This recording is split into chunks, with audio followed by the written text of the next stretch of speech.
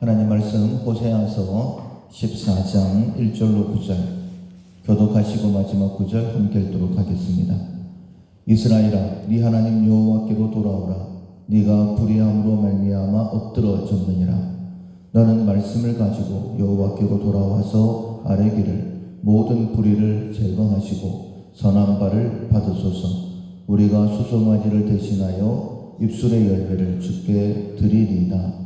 우리가 아수르의 구원을 의지하지 아니하며 말을 타지 아니하며 다시는 우리의 손으로 만든 것을 향하여 너희는 우리의 신이라 하지 아니하오이니 이는 고아가 주로 말미암아 긍휼을 얻음이니이다 할지니라. 내가 그들의 반역을 고치고 기쁘게 그들을 사랑하리니 나의 진노가 그에게서 떠났음이니라.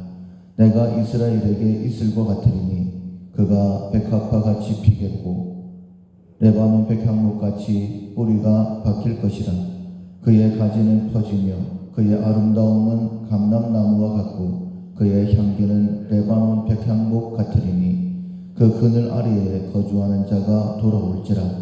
그들은 곡식같이 풍성할 것이며 포도나무같이 꽃이 필 것이며 그 향기는 레바논의 포도주같이 되리라. 에브라임의 말이 내가 다시 우상과 무슨 상관이 있으리요 할지라. 내가 그를 돌아보아 대답하기를 나는 푸른 잣나무 같으니 네가 나로 말미암아 열매를 얻으리라 하리라. 누가 지혜가 있어 이런 일을 깨달으며 누가 총명이 있어 이런 일을 알겠느냐.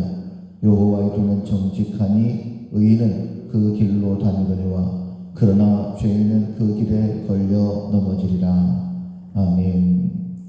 내가 이스라엘에게 이슬과 같으리니 라는 제목으로 함께 은혜를 나누겠습니다. 5절에 하나님께서 이스라엘에게 내가 너희들에게 이슬과 같다 이렇게 말씀을 하셨습니다.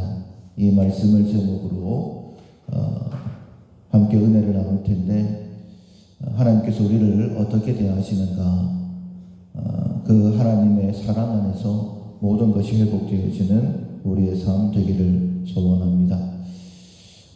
기차는 레일이 있습니다. 그 레일로만 달려야 되고 그 레일을 벗어나게 되면 탈선이다 라고 이야기를 합니다. 큰 사고가 나는 것이죠. 기차가 탈선을 하면 그래도 다시 고칠 수 있지만은 사람이 탈선을 하면 웬만해서는 잘 고치기가 어렵습니다. 왜냐하면 많은 사람들이 망가진 상태에서 일생을 끝내는 경우가 많이 있기 때문입니다.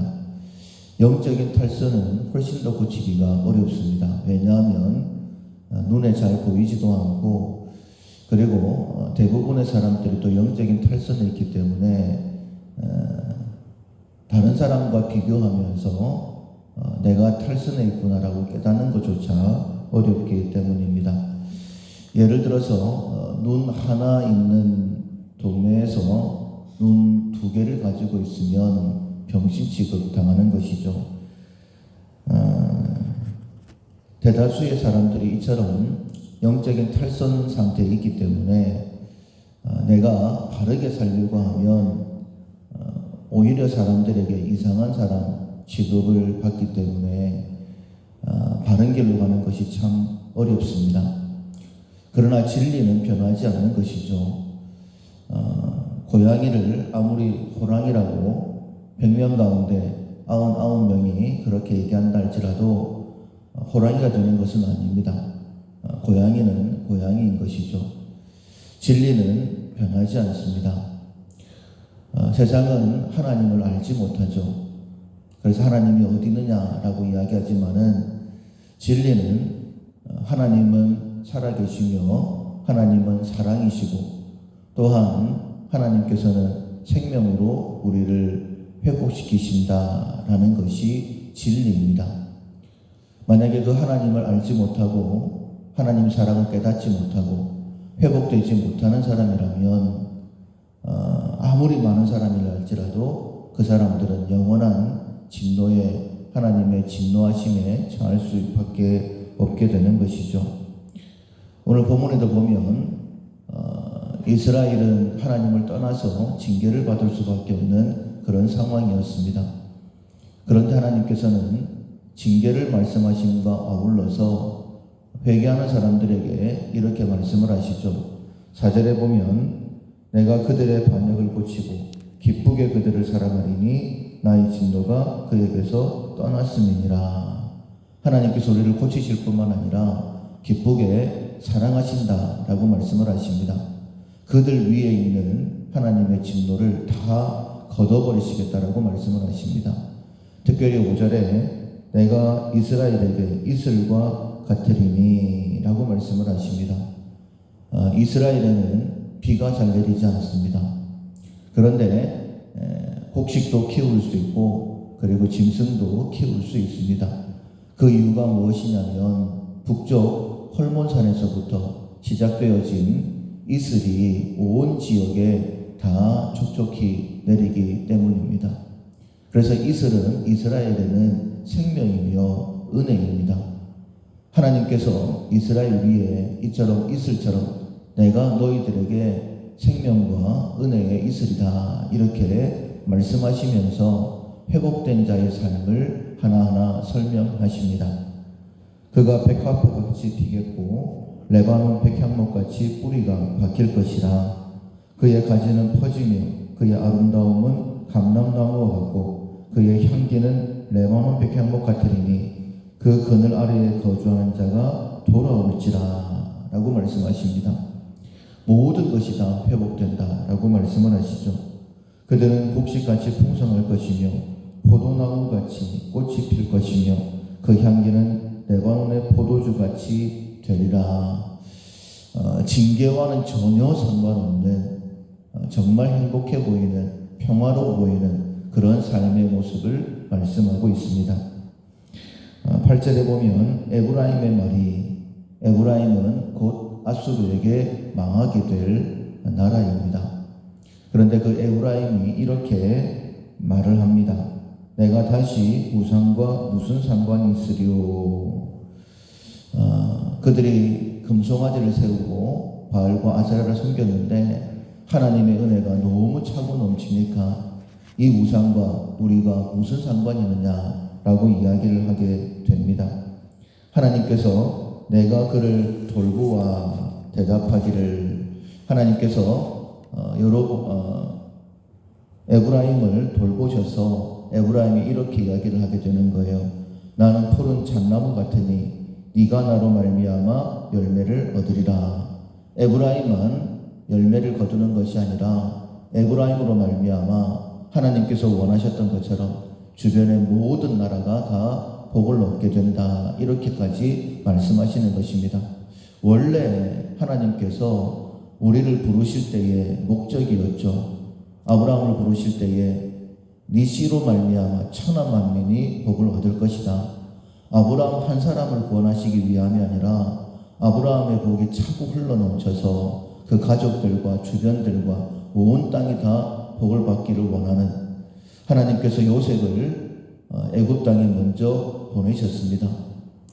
요셉과 함께 하심으로 그가 형통한 자가 되었었고 그리고 요셉 때문에 보디발의 집에 복이 임하게 되어지죠. 요셉 때문에 애굽 땅에 기근이 있음에도 불구하고 먹을 것이 있었습니다.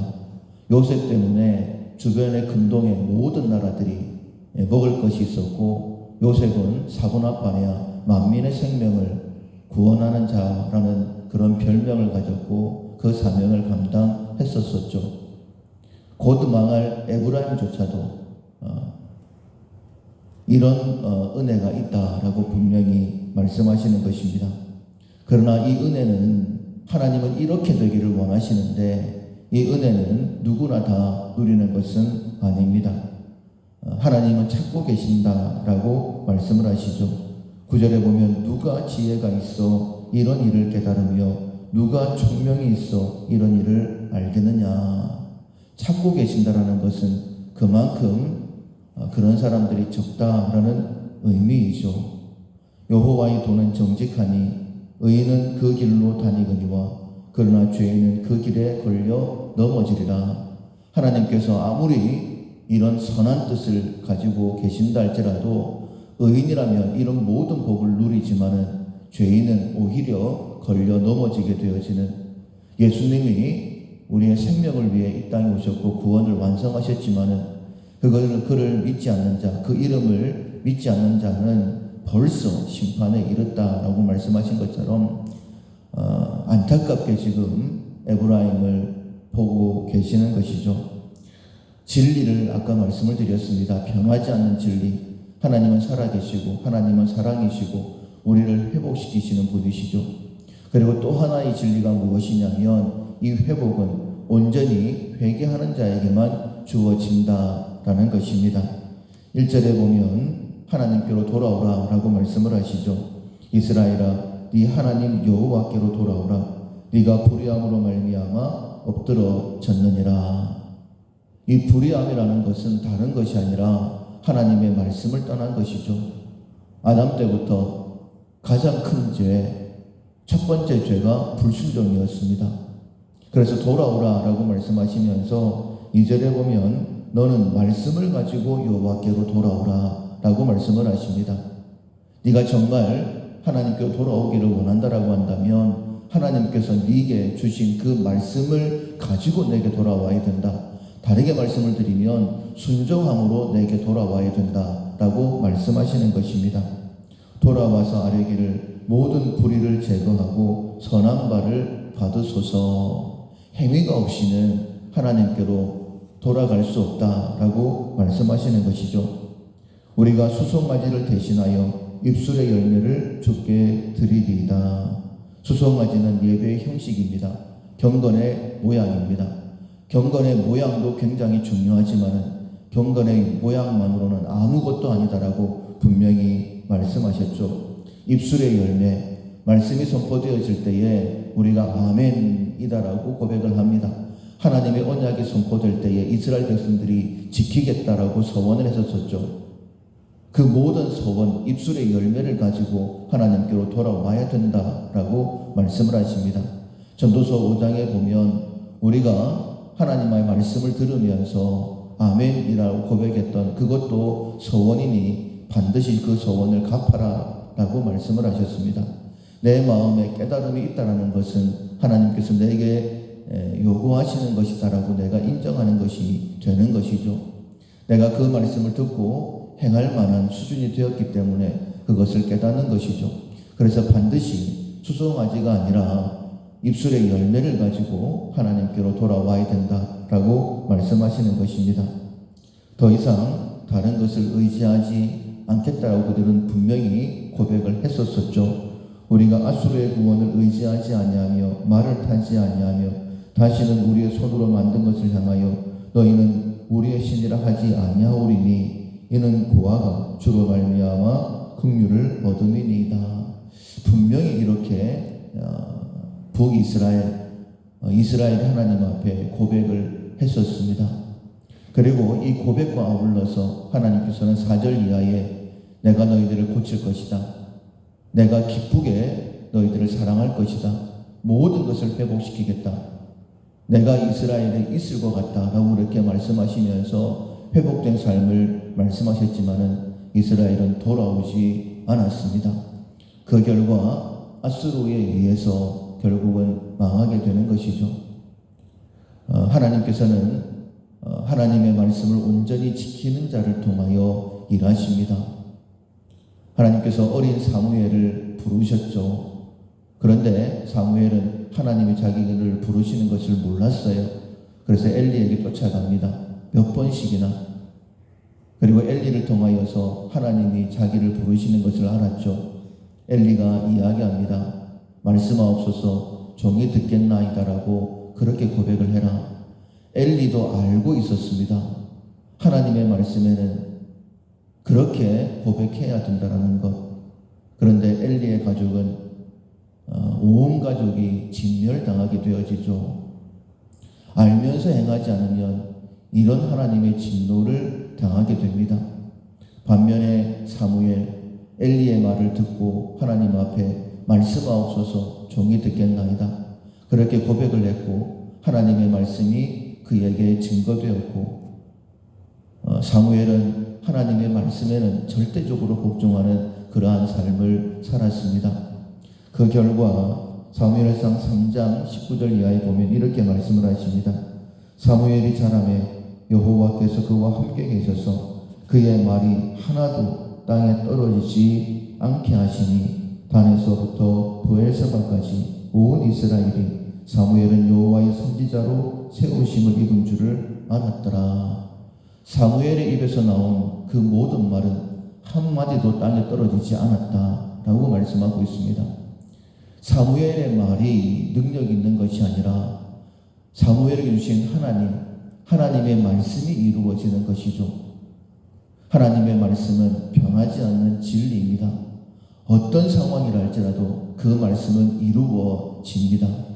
그 말씀이 오늘 이 새벽에도 우리에게 증거되어지고 있고, 그리고 우리가 주 앞에 나올 때마다 하나님의 말씀이 선포되는 것이죠. 지금도 우리와 함께 하시는 성령께서 그 말씀을 가르치시고 깨닫게 하십니다. 그 말씀을 붙들고 살아가는 자만이 온전한 하나님의 은혜, 내가 이스라엘의 이슬과 같으리니 이런 회복을 내가 너에게 주겠다. 내가 너를 고치고 기쁘게 사랑하고 그리고 이 모든 은혜를 베풀겠다라고 말씀을 하시는 거예요. 오늘은 부활절입니다. 오늘은 또 부활의, 지금 이 시간은 부활의 새벽이죠. 예수님께서 부활하신 것은 우리를 위한 부활이시죠. 부활의 첫 열매가 되셔서 우리에게 영원한 천국을 약속해 주셨습니다. 생명으로 우리에게 주신 그 영원한 천국을 바라보며 살아간다라고 한다면 우리의 삶은 온전히 변하게 될 것입니다. 말씀으로만 주신 것이 아니라 말씀이 육신이 되어서 우리에게 하나님의 말씀을 보여주셨어요. 그 말씀을 붙들고 정말 변화된 삶, 수송아지가 아니라 입술의 열매를 가지고 날마다 하나님 앞에 나와 경배와 찬양 드리는 삶, 그 삶이 진짜 복된 삶이요 부활의 삶인 줄로 믿습니다. 이 은혜를 먼저 우리가 누리고 우리로 말미암아 아브라함이 복의 통로로 부름받았던 것처럼 복의 통로가 되어 내 주변의 모든 사람들을 주님께로 인도할 수 있는 우리 모두가 될 수 있기를 주님의 이름으로 축원합니다. 아멘. 찬송가 161장 할렐루야 우리 예수 161장 찬양하시겠습니다. 할렐루야 우리 예수 부활 승천하셨네. 세상 사람 찬양하니 전사와 답하도다. 구주 예수 부활하사 사망 권세 이겼네. 구주 예수 부활하사 사망 권세 이겼네. 할렐루야 우리 예수 왕의 왕이 되시고 우리들의 중보 되신 성령 증거하시네. 구주 예수 부활하사 열매 되셨네. 구주 예수 부활하사 처음 열매 되셨네. 할렐루야 우리 예수 흠과 티가 없도다. 무덤 속에 있는 죄인 주가 일으키시네. 구주 예수 부활하사 영광 주로 오시네. 구주 예수 부활하사 영광 주로